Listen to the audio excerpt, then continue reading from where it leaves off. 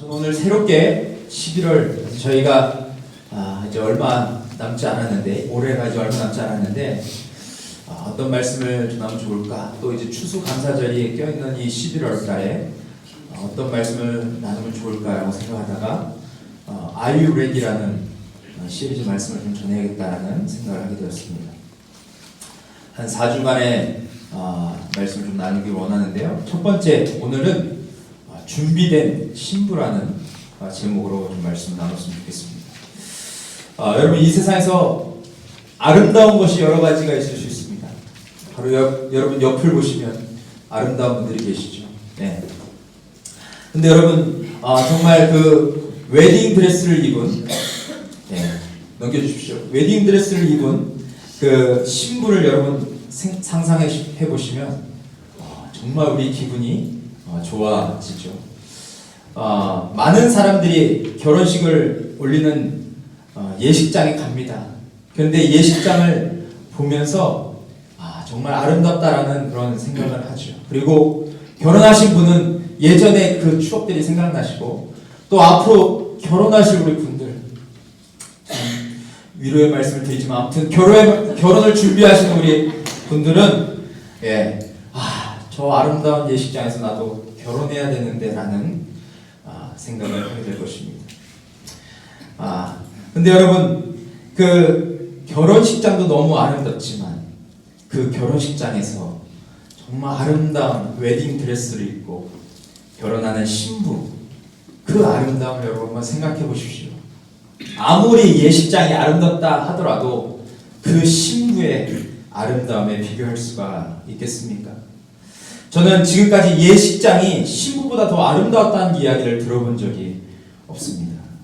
그런데 결혼식에 꽂힌 신부가 등장하는 그 모습이 여러분 어떻습니까? 너무 아름답고 말로 표현하지 못할 정도로 빛이 납니다. 저도 결혼할 때 제 옆에 있던 반쪽이 그랬습니다. 뭐 지금도 빛이 나지만 그때는 더 빛이 나고 정말 너무 천사 같았습니다. 그런데 여러분, 우리가 놓치고 있는 부분이 있습니다. 그것은 신부가 그 자리에 서기 위해서 얼마나 많은 노력과 준비를 했는지 우리는 알 수 없습니다. 그러한 경험을 해보지 않고서는 우리는 알 수 없습니다. 결혼식 때 신랑과 또 가족들과 하객들에게 가장 아름다운 모습을 보여주기 위해서 아마 어마어마한 시간을 준비했을 것입니다. 뭐 다 제가 상상할 수 없지만 피부 관리도 했을 것이고 다이어트도 했을 것이고 헤어스타일을 어떻게 할까 고민했을 것이고 드레스는 어떤 걸 입어야 예쁠까라는 것을 고민하면서 그렇게 시간들을 보냈을 것입니다. 남자들은 다 이해할 수 없지만 그 신부는 어마어마한 고민을 하면서 그렇게 준비를 했을 것입니다. 그리고 그렇게 아름다운 신부의 모습을 짧은 시간, 그 예식 때 짧은 시간 보여주는 것이죠. 그런데 여러분 한번 상상해 보십시오. 신부가 결혼 준비를 해야 되는데 결혼 준비하지 않고 예식장에 들어왔다고 생각해 보십시오. 헤어스타일도 평소와 같고 드레스도 잘 맞지가 않습니다. 전날까지 술을 많이 마셔서 피부도 아주 엉망진창입니다. 컨디션도 좋지 않아요. 인생에 한 번 있는 거지만 결혼이 그렇게 중요하나? 라는 마음으로 그렇게 예식장에 오는 신부가 있을까요? 평생 함께 할 건데 뭐 옆에 있는 남자에게 내가 뭐 얼마나 잘 보여야 돼? 이러면서 그렇게 예식장에 오는 신부는 아마 없을 것입니다. 인생에 한 번뿐인 자리니까 정말 잘 준비해서 정말 아름다운 모습으로 그렇게 결혼하고 싶다라는 마음을 모두가 가질 것이죠. 그런데 우리가 장차 신랑 되신 예수님을 만나는 그런 신부라고 성경은 우리에게 말하고 있습니다. 우리는 곧 그 신랑 되신 그 예수님을 우리는 다 만나게 될 것입니다. 그 빛과 같은 신랑, 정말 우리를 가장 영원한 길로 인도해 주시는 그 신랑을 우리는 곧 만나게 될 것인데, 여러분, 우리는 그 신랑을 만날 그 날을 준비하고 있습니까? 정말 우리가 그 결혼식을 앞둔 그 신부처럼 우리가 그러한 모습으로 우리를 단장하고 우리를 정결케 하고 우리를 거룩케 하는 그런 모습을 우리는 갖추며 살고 있습니까? 아니면 언젠간 오겠지? 뭐 언젠간 오겠지라고 하면서 그렇게 아무런 준비도 하지 않은 모습으로 그렇게 살고 있지는 않습니까? 한평생을 함께 하는 동반자와 결혼할 때에도 우리는 최선을 다해서 준비하는데 영원히 함께할 주님을 만나는 우리의 모습은 어떻습니까? 예수님은 오늘 비유를 통해서 놀라운 진리를 우리에게 말씀하십니다. 여기에서 등장하는 신랑은 바로 예수님을 비유로 말씀하시는 것이고, 또 신부 들러리들, 그 열 처녀들은 바로 교회 공동체 구성원, 바로 우리를 가리켜서 그렇게 비유로 말하고 있습니다. 오늘 줄거리를 살펴보면 가장 행복하고 아름다워야 할 결혼식장에서 분명히 대조되는 두 부류의 사람이 등장합니다. 한 부류는 사랑하는 그 신랑 대신 그 예수님을 잘 안내해서 잔치집에 같이 들어가게 되는 사람들이고, 다른 부류의 사람들은 준비해야 할 것을 준비하지 않아서 잔치집에 신랑과 함께 들어가지 못하는 그런 사람들을 보게 됩니다. 예수님은 오늘 이 이야기를 통해서 우리에게 무엇을 말씀하시려고 했을까요? 오늘 이야기를 우리가 좀 살펴보기 원합니다. 오늘 예수님은 천국에 대해서 말씀하시는데 열 처녀의 이야기를 시작하십니다. 이 열 처녀는 신부가 신랑이 오실 때 그 길을 비추고 인도해달라고 부탁해서 나간 그런 신부의 친구들일 것입니다. 그런데 이 중에서 성경은 무엇을 말하고 있냐면 5명은 미련하고 5명은 슬기로웠다라고 이야기합니다. 여기서 말하는 미련하다라는 단어는 어리석고 우둔하다라는 뜻으로 쓰여져 있고, 또 슬기롭다라는 단어는 지혜롭고 또 신중한, 충성된이라는 단어로 해석할 수 있습니다.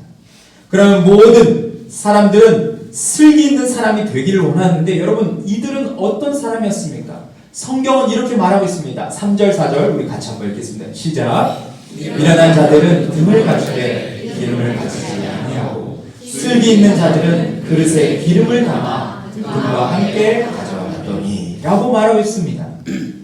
자, 어떤 사람이 미련한 사람이고 어떤 사람이 슬기로운 사람이라고 성경은 말하고 있습니까?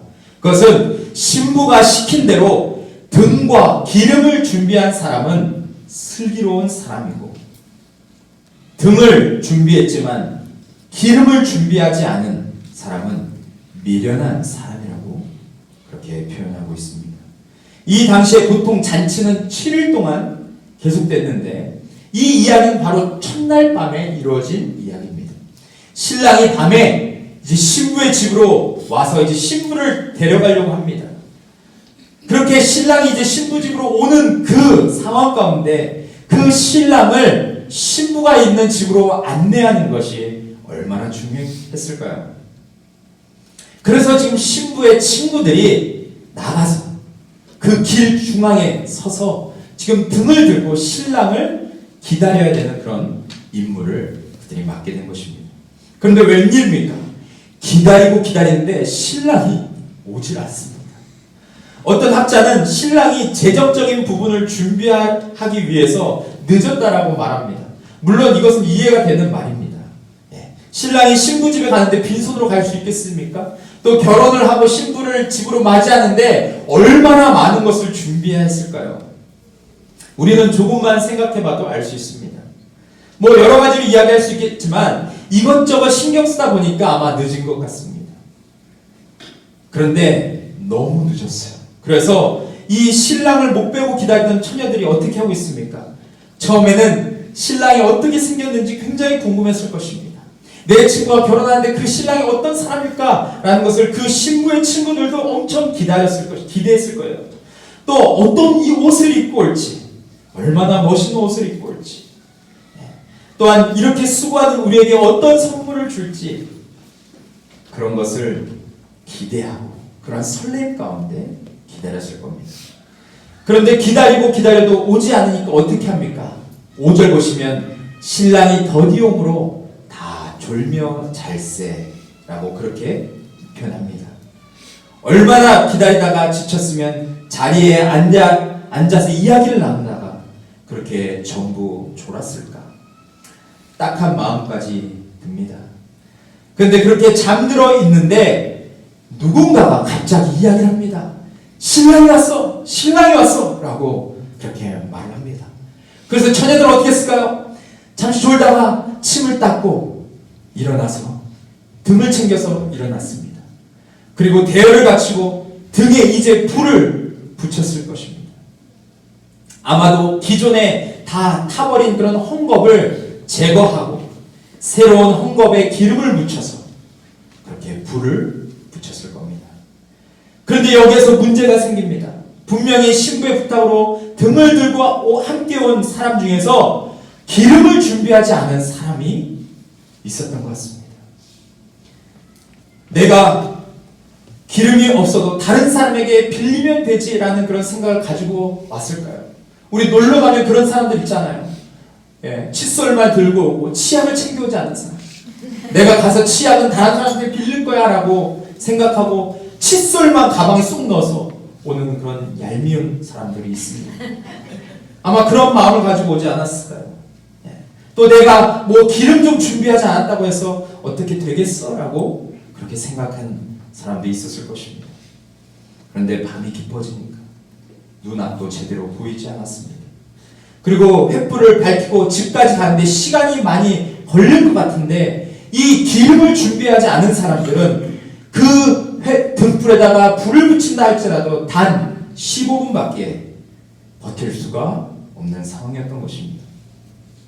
그래서 기름을 준비하지 않은 사람들이, 그 미련한 사람들이 기름을 준비한 슬기로운 자들에게 뭐라고 이야기합니까? 우리에게 기름을 좀 나눠달라고 이야기합니다. 그런데 기름을 준비한 사람들이 그들에게 기름을 나눠줬을까요? 안 나눠줬을까요? 예수님의 마음이었으면, 우리가 정말 신앙생활을 오래 한 사람이라면 불쌍히 여기는 마음으로 나눠줬을 것 같습니다. 하지만 이 슬기로운 자들은 그들에게 기름을 나눠주지 않습니다. 왜냐하면 그들에게 기름을 나눠주면 끝까지 이 횃불 행렬을 마칠 수가 없다는 것을 그들은 알았기 때문에 단호하게 거절을 합니다. 근데 여러분, 이때부터 미련한 처녀들은 발을 동동거리기 시작합니다. 그리고 그때야 발을 옮겨서 이것을 어떻게 하면 채울 수 있을까? 어떻게 하면 기름을 얻을 수 있을까라고 고민하다가 결국 기름을 사러 그때 가게 됩니다. 그런데 너무 끔찍한 것은 무엇입니까? 그들이 잠시 자리를 비운 그 사이에 신랑이 오셨습니다. 여러분, 예전에 광고에 그런 광고가 있었습니다.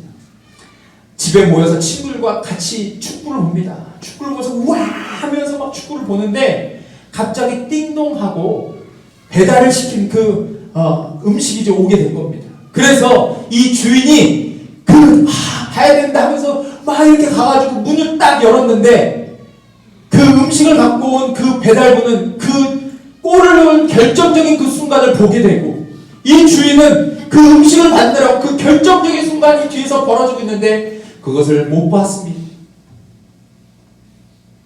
그런데 뒤를 돌아보니까 친구들이 난리가 난 거예요. 골을 넣은 거예요. 네. 그때 그 주인의 표정, 완전히 허무한 그 표정을 저는 보았습니다. 그게 잊혀지지가 않습니다. 그런데 여러분, 지금 이 5 처녀들, 미련한 처녀들이 그러지 않았을까요? 기다렸습니다. 그렇게 오랫동안 기다렸습니다. 그런데 신랑이 왔는데 자기가 준비하지 못해서 그 신랑이 왔는데 그 신랑을 만나지 못했을 때 그녀들의 표정이 어땠겠습니까? 그런데 더 끔찍한 것은 그녀들이 와서 이제 신랑을 만나러 갑니다. 근데 신랑은 이미 그 지혜로운 5 처녀와 함께 잔치집에 들어갔습니다. 그런데 잔치집에 가서 이제 우리도 문을 열어달라고, 우리도 왔다고 이렇게 얘기를 했는데 잔치집의 문은 닫혀있고 그 문을 열어줄 수 없다라고 이야기를 했다면 여러분, 어떤 마음이 들었겠습니까? 그런데 여러분, 예수님은 이 이야기를 하시면서 뭐라고 말했냐면 이렇게 얘기합니다. 마지막 절에 그런즉 깨어있으라, 너희는 그 날과 그 때를 알지 못하느니라 라고 예수님 말씀하셨어요. 여러분, 오늘 본문 줄거리는 이렇게 됩니다. 그러면 예수님은 오늘 열천의 비유를 통해서 우리에게 무엇을 말씀하시려고 하시는 겁니까? 이 세상을 살아가는 우리가 오늘 말씀에 귀 기울여야 하는 이유가 무엇입니까? 그것은 우리가 미련한 처녀와 같은 삶을 살 수 있기 때문에 우리는 이 음성에 귀를 기울여야 합니다. 오늘 여러분, 미련한 자는 어떻다라고 이야기를 하고 있습니까? 미련한 자는 위에서도 설명을 드렸지만 어리석고 우둔한 사람입니다. 또한 말을 듣고 행하지 않는 사람이 미련한 사람임을 우리는 함께 나눴습니다.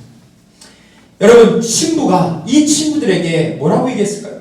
그들에게 부탁했을 것입니다. 오늘 저녁에 신랑이 오니까 등을 준비하고 또 기름을 준비해서 그 신랑을 잘 인도해달라고 그렇게 부탁했을 것입니다. 그런데 그 말을 듣고도 기름을 준비하신 이유는 무엇입니까? 그것은 게을러서 그럴 수도 있고 신부의 말을 중요하게 생각하지 않았을 수도 있습니다. 그래서 가장 중요한 것을 놓친 채 그렇게 신랑을 맞으러 나갔던 것입니다. 그런데 어찌 보면 이렇게 미련한 자의 모습이 때로 우리의 모습일 수도 있다는 것입니다. 지금 하나님께서 우리에게 말씀하신 것이 있는데 그것을 놓치며 사는 모습이 우리에게도 있지 않은가?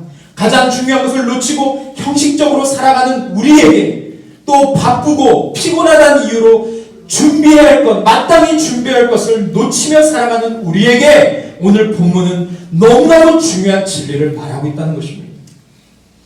그런데 여러분, 미련한 처녀들의 행동에 큰 변화가 옵니다. 언제 옵니까?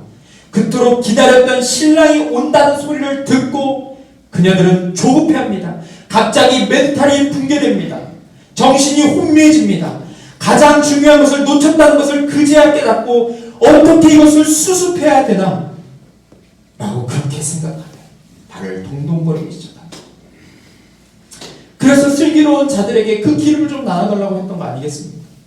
그런데 기름을 준비한 친구들은 다른 이들과 나눌 수 없다는 것을 이야기했을 때 그녀들은 비로소 기름을 사와갑니다.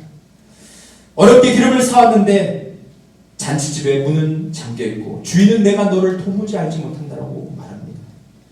왜냐하면 가장 중요한 것은 그들이 준비하지 않았기 때문에, 그리고 이미 기회가 지나갔기 때문에 그렇게 말씀하신 것이죠. 여러분, 이와 마찬가지로 우리에게도 이러한 모습이 있을 수 있습니다. 여러분, 우리 성칭 목회자들과 성도들이 자주 들었던 말이 있습니다. 그것은 무엇입니까? 오늘 죽어도 천국 갈 확신이 있습니까? 라는 그런 말을 우리는 많이 들었습니다. 그런 질문을 들으면서 우리는 구원에 대해서, 우리의 구원에 대해서 고민하고 정말 주님 앞에 우리가 간절한 마음으로 나아갔던 우리의 모습이 있지 않습니까? 그런데 저는 이 질문을 좀 달리 해보겠습니다. 이렇게 말해보고 싶습니다. 지금 예수님이 이 자리에 오셔도 여러분 정말 괜찮습니까? 여러분이 살아가는 그 삶의 현장에 지금 주님이 오셔도 됩니까? 당신이 회사에서 일하고 있을 때, 당신이 열심히 공부하고 있을 때, 당신이 야외 나가서 여가 생활을 즐기고 있을 때, 당신이 사랑하는 사람과 있을 때, 당신이 교회에서 예배드릴 때, 당신이 교회에서 기도하고 전도하고 영혼들을 섬길 때, 당신이 아무도 없는 골방에 혼자 계실 때, 있을 때 주님이 오셔도 정말 괜찮습니까? 정말 괜찮습니까? 지금 예수님께서 약속하신 대로 이 땅에 오셔도 정말 기쁘고 감사하며 그분을 맞을 수 있겠습니까?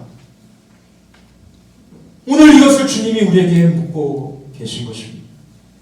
너는 내가 너에게 주신 성령을 내 마음에 모시고 있는가? 그 성령의 인도하신 대로 그분과 함께 동행하며 오늘도 순종하며 살고 있는가? 너의 삶의 주인 자리를 주님께 내어드리고 그분이 왕으로 내 삶을 다스리도록 그렇게 그분께 삶을 내어드리고 그분을 내 삶의 주인이요 왕으로 고백하며 살고 있는가? 우리가 교회를 열심히 섬기고 주일날 예배자로 서고 주중에 기도하고 성경 읽고 전도하고 사는 것 중요합니다. 너무 중요하죠. 그런데 한 가지 기억할 것은 거듭나서 구원받고 예수님과 함께 동행하며 살고 있는가? 예수의 생명이 내 안에 정말 있는가? 나는 정말 오늘 예수님이 오셔도 된다고 자신있게 말할 수 있는가? 이것에 더 주님은 관심이 있으시다는 것입니다. 만약 우리가 외적으로 기독교인이라고 말하고 아무리 세상 사람들에게 인정받으며 산다 할지라도 우리의 내면의 문제가 해결되지 않았다면 우리는 미련한 자라는 말을 들을 수밖에 없다는 것입니다. 그러면 오늘 본문에 나온 슬기로운 자는 어떤 사람입니까? 오늘 본문에 보면 미련한 자와 슬기로운 자가 그렇게 큰 차이가 없는 것 같습니다. 같이 등을 들고 길거리에 나아갔고 또 그곳에서 신랑을 기다렸고 또 기다리다 너무 힘들어서 같이 졸았습니다. 남들이 봤을 때 슬기로운 자와 미련한 자가 그렇게 다르지 않다는 것을 알 수 있습니다. 그런데 슬기로운 자는 언제 드러나게 됩니까? 신랑이 오시니까 슬기로운 자와 미련한 자가 분명히 나눠지게 됩니다. 슬기로운 자는 신랑 오심을 기다렸습니다. 그리고 그분을 맞이할 준비도 철저하게 잘했죠. 그래서 어떻게 합니까? 등에 붙어있던 사용한 헝겊을 버리고 새 헝겊을 교체합니다. 그리고 기름을 잘 묻혀서 불을 붙입니다. 그럴 때 어떻게 됩니까? 자신이 서 있는 곳을 환히 비추어 신랑을 맞이하는데 전혀 문제가 없었음을 보게 됩니다. 하지만 미련한 자는 어떻게 했습니까? 신랑이 오셨을 때 자신의 문제를 보게 됩니다. 그래서 간절히 찾고 도움을 구하지만 이미 늦었습니다. 여러분, 우리도 마찬가지죠. 지금 우리가 함께 이곳에서 예배하고 교제하고 식사하고 우리가 함께 즐겁게 이야기를 나눕니다.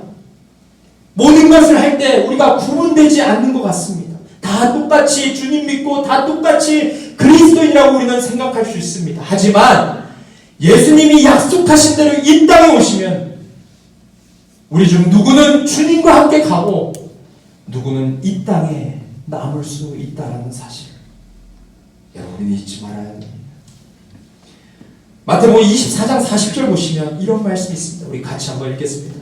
시작. 그때 사람은 한 사람은 어려워 한 사람은 어려움을 당할 것이요. 그렇습니다. 한 사람은 데려가고 한 사람은 버려둠을 당할 것이다 라고 말하고 있습니다. 여러분, 이것이 만약에 우리의 삶에 실제로 이루어진다면 여러분, 나는 어떤 부류에 속한 사람입니까? 여러분, 이러한 끔찍한 비극이 일어나지 않기 위해서 그래서 우리는 오늘 이 말씀을 중요하게 생각하고 우리의 마음에 새겨야 될 줄 믿습니다. 내가 예수님을 제대로 믿고 있는가? 내 안에 그분의 사랑과 그분의 은혜가 차고 넘치는가? 내 안에 내 삶에 예수님이 원하시는 그 성령의 열매들이 주렁주렁 매달려 있는가? 정말 오늘 하루도 정말 주님의 은혜 안에서 우리가 자라가고 있는가? 우리 자신을 점검해 봐야 하는 것입니다. 그리고 만약에 내 안에 이런 부분에 확신이 없다면 오늘 이 문제를 해결하고 우리가 주님 앞에 나아가는 것이 가장 시급한 것이 될 수 있습니다.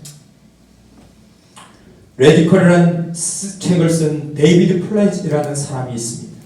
그는 이 책에서 무엇을 말하고 있냐면 그가 인도네시아에 있는 어느 불교 사원에 방문했던 것을 이야기합니다. 그때 그 사원 안에 앉아있는데 날마다 열리는 종교 의례로 앞마당에 수많은 인파가 북적였습니다.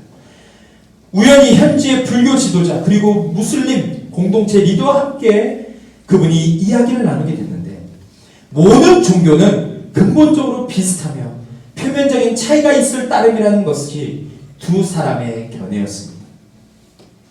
사소한 점에서는 시각 차이가 있을 수 있겠죠. 하지만 본질적인 차원에 이르면 어느 종교나 다 마찬가지입니다 라고 이야기했어요. 다시 말하면 이런 것입니다. 우리가 하나님을 만나러 산에 올라갑니다. 그래서 불교, 기독교 모든 종교들이 다 그 신자들이 산에 올라갑니다. 그러나 우리가 각자 다른 종교를 믿는다고 하지만 결국 우리 우리가 산에 올라갔을 때 그 정상에서 우리는 반드시 하나님이든 신을 만나게 될 것이다 라는 겁니다. 그래서 우리는 누구나 다 구원에 이르게 될 것을 그들은 이야기했어요. 그렇게 이야기를 하다가 이 옆에 있는 목사님에게 당신은 어떻게 생각하냐고 그렇게 물어봤습니다. 그럴 때 이 목사님이 이렇게 얘기하신 것이죠. 잘 들어보십시오. 두 분은 산 꼭대기에 계시는 하나님 또는 신을 염두에 두고 있는 듯합니다. 우리는 모두 산기슭에 있고요. 제가 이쪽 길을 통해 정상에 오르고 있다면 여러분은 다른 루트를 타고 있어서 언젠가는 다 만나게 될 것이라는 말씀이죠. 그렇게 질문을 던졌어요. 그랬더니 그 다른 종교 지도자들이 환하게 웃으며 맞장구를 쳤습니다. 바로 그겁니다. 잘 아시네요. 라고 그렇게 이야기했어요. 그때 이 데이비드 플랫이라는 분이 정색을 하면서 그들에게 물었습니다. 뭐라고 물었냐면 이렇게 얘기했어요. 단 한 가지 질문이 있습니다. 만약 산 꼭대기에 계시던 하나님이 지금 이곳까지 내려오셨다면 어떨 것 같습니까? 인간들이 저마다 길을 찾아 그분께 다가오기를 기다리지 않고 직접 한 사람 한 사람을 찾아오셨다면 어떻게 될까요? 라고 질문했더니 그 둘은 잠시 생각하다 입을 모아 대답했습니다. 정말 멋질 것 같습니다. 그때 이 플랫 목사님이 기회를 놓치지 않고 말했습니다. 제가 그렇게 하신 예수님을 소개해도 되겠습니까? 여러분, 우리가 하나님을 믿는다고 말하면서 얼마나 잘못된 방법으로 구원을 받으려고 합니까? 다른 종교 지도자들처럼, 종교 신자들처럼 우리가 그렇게 살아가고 있지 않습니까? 구원받으려고 나의 힘을 다해서 내가 노력해서 어떻게든 그곳에 올라가면 그 정상에 하나님이 있다고 생각하고 수단과 방법을 가리지 않고 그렇게 살아가려고 하는 수많은 종교 지도자들과 그런 신자들, 성도들이 있다는 것입니다. 그런데 여러분, 5명의 미련한 처녀들처럼 우리가 그렇게 살 수가 있는데 만약에 여러분 하나님이 그 정상에 계시지 않고 지금 우리가 있는 자리로 내려왔다면 여러분 어떻게 하시겠습니까? 우리가 열심히 정상에서 그렇게 가고 있는데 하나님이 우리가 있는 자리에 내려와 계시다면 그것은 얼마나 우리의 모습이 부끄럽겠습니까? 하나님이 어떠한 일을 하셨는지 알지 못한 채로 그렇게 준비되지 않은 그런 모습으로 살아가는 우리의 모습을 정확하게 꼬집는 그런 이야기가 아니겠습니까? 마지막 세 번째로 우리가 꼭 들어야 할 메시지가 있습니다. 우리 모두는 주님 안에서 슬기로운 자가 되고 미련한 자가 되기를 원치 않습니다. 여기서 내가 정말 미련한 자가 되기를 원합니다라고 말하는 분은 한 분도 계시지 않을 것입니다. 그런데 오늘 말씀에 의하면 어떤 공동체나 슬기로운 자와 미련한 자가 있음을 말하고 있습니다. 어떤 사람은 정말 그 축복에 이르는 사람이 있는가 하면 어떤 사람은 축복에 이르지 못하는 사람이 어떤 공동체가 있다라고 말하는 것입니다. 어떤 사람은 슬기롭게 살다가 마지막을 정말 아름답게 장식하는 분이 계실 것입니다.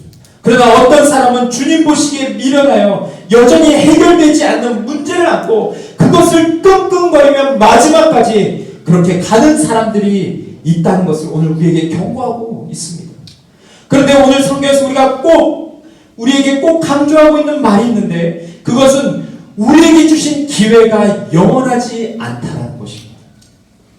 오늘 본문의 내용처럼 예수님이 오시면 우리가 준비한 대로 이후의 삶이 결정되는 것입니다. 그때 내가 잘못 살았다 해도 소용이 없습니다. 그때 내가 부랴부랴 준비해서 모습을 갖춘다 해도 소용이 없습니다. 이미 잔치집의 문이 닫히면 그 다음에는 어느 누구도 그 문을 열 수가 없습니다. 마치 노아 시대 때 하나님이 말씀하신 대로 배의 문이 닫혔을 때 그 이후에는 어느 누구도 비가 내리고 홍수가 와서 저 배에 매달리고 나 좀 태워달라고 아무리 외쳐도 배의 문이 열리지 않았던 것처럼 이미 기회를 놓친 자에게 더 이상의 자비란 없다는 것을 여러분 우리는 기억해야 됩니다. 그래서 오늘 예수님은 무엇을 강조하십니까? 13절 이렇게 이야기합니다. 우리 같이 한번 읽어보겠습니다. 시작. 그런즉 깨어있으라 너희는 그 날과 그 때를 알지 못하느니라. 여기서 깨어있으라는 것은 진행 시제 명령법으로 쓰여졌습니다. 다시 말해서 주가 언제 임하실지 모르니까 계속해서 준비하는 삶을 살라는 것입니다. 계속해서 그것을 말하고 있어요. 또한 요한계시록 16장 15절 우리 같이 한번 읽겠습니다. 시작. 보라 내가 도둑같이 오리니 누구든지 깨어 자기 옷을 지켜 벌거벗고 다니지 아니하며 자기의 부끄러움을 보이지 아니하는 자는 복이 있도다. 아멘. 그렇습니다. 또한 마태복음 24장 42절부터 44절까지 우리 같이 한번 읽겠습니다. 시작. 그러므로 깨어있으라 어느 날에 너희 주가 임하는지 너희가 알지 못하느니라. 너희도 아는 바니 만일 집주인이 도둑이 어느 시각에 올 줄 알았더라면 깨어있어 그 집을 뚫지 못하게 하였으리라. 이러므로 너희가 준비하고 있으라. 생각하지 않을 때 인자가 오리라. 아멘. 그렇습니다. 성경은 계속해서 무엇을 강조하고 있습니까? 주님을 믿는 자여 깨어있으라. 너희가 주님 앞에서 더욱 경건하고 거룩하고 정결한 모습으로 신랑을 기다리라는 것을 말하고 있습니다. 세상의 풍조에 놀아나지 말고 세상이 말하는 가치관에 너희 가치관이 흔들리지 말고 세상이 말하는 세계관에 너희 마음이 흔들리지 말고 하나님의 말씀이 뭐라고 말하는지 너희의 신랑 되신 그 주님이 이 세상 떠나기 전에 승천하시기 전에 우리에게 무엇을 말씀하셨는지를 귀담아 듣고 그 신랑이 오실 그날을 기다리며 준비하라고 지금 말씀하고 있는 것입니다. 왜 그렇습니까? 왜 이것을 우리가 계속해서 준비하라고 말하고 있습니까? 그것은 그 승천하신 주님이 약속하신 대로 반드시 오셔서 우리를 데리고 가실 것이기 때문에 그렇습니다. 그래서 주님은 우리에게 요구하신 것이 무엇이냐면 죄가 없는 완벽한 삶보다 지속적으로 준비하는 삶을 요구하신 것입니다. 다시 말씀드립니다. 주님이 우리에게 요구하신 것은 죄가 없는 완벽한 삶보다 지속적으로 준비하는 삶을 요구하고 계십니다. 결론적으로 저는 골든타임이라는 것을 좀 말씀드리고 마치려 합니다. 저는 이번 칭교회 때 다음 세대의 미래에 대한 그런 강의를 부탁받았습니다. 그래서 그것을 준비하고 제가 정말 그 목회자들 앞에서 내었던 그 제목은, 강의 제목은 골든타임은 아직 끝나지 않았다라는 그런 제목으로 강의를 했습니다. 여러분 골든타임이 여러분 무엇인지 아십니까? 그것은 이렇게 되어 있습니다. 생사의 갈림길에선 환자의 목숨을 구할 수 있는 제한된 시간을 뜻한다. 교통사고와 같은 중증 외상 환자의 경우에는 1시간 이내에 빨리 그를 치료해야 되고 뇌졸중 발병 환자는 3시간 이내에 응급처치를 해야 됩니다. 그리고 심장에 문제가 있는 사람들은 4분에서 6분 이내에 그들을 응급처치하지 않으면 그들은 죽게 된다는 것이죠. 만약 이 골든타임 안에 제대로 된 응급처치를, 의료처치를 하지 않으면 환자는 생명을 잃게 됩니다. 여러분 우리가 잘 아는 세월호 2014년 4월 16일 날 차디찬 바닷가에 그 어마어마한 배가 침몰했습니다. 그런데 여러분 그 배가 침몰할 때도 그때에도 골든타임은 있었습니다. 30분 이내에 그들이 정말 그 영혼들을, 그 아이들을, 학생들을 건지려고 했다면 그 30분 이내에 그들을 살릴 수 있는 기회가 있었습니다.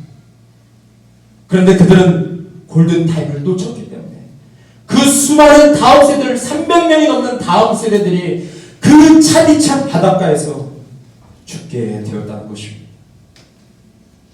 여러분, 우리 한국 교회는 정말 부흥했던 그런 시기가 있었습니다. 네. 골든 에이지, 황금 시대가 있었습니다. 그때는 교회에서 나가서 뭐 그렇게 전도하지 않아도 사람들이 교회에 많이 왔습니다. 갈급한 심령으로 교회에 왔습니다. 그리고 하나님의 말씀을 사모하고 예배드리는 그런 영혼들이 많이 있었습니다. 하지만 그 골든 에이지는 지나갔습니다. 그러나 여러분, 우리가 낙심하지 말아야 할 것은 아직도 골든 타임이 끝나지 않았다는 것입니다. 지금도 우리에게 기회가 있습니다. 만약 우리가 사람들에게 온전한 복음을 전한다면, 우리가 다음 세대들에게 정말 하나님 나라의 백성의 모습을 보여줄 수 있다면 지금도 그 영혼들을 구원할 수 있는 기회가 있습니다. 그런데 저는 말씀을 묵상하면서 우리가 다른 사람들을 살려야 하고 복음을 외쳐야 함을 저는 알고 있습니다. 또 우리 집사님께서 기도하셨던 것처럼 주님께서 우리에게 지상 사명을 주실 때 너희는 가서 모든 족속으로 제자를 삼아 아버지, 아들과 성령의 이름으로 침례를 베풀라. 그리고 그 제자들이 이 땅을 살아갈 수 있도록 너희가 그 역할을 감당해야 된다는 거 우리가 알고 있습니다.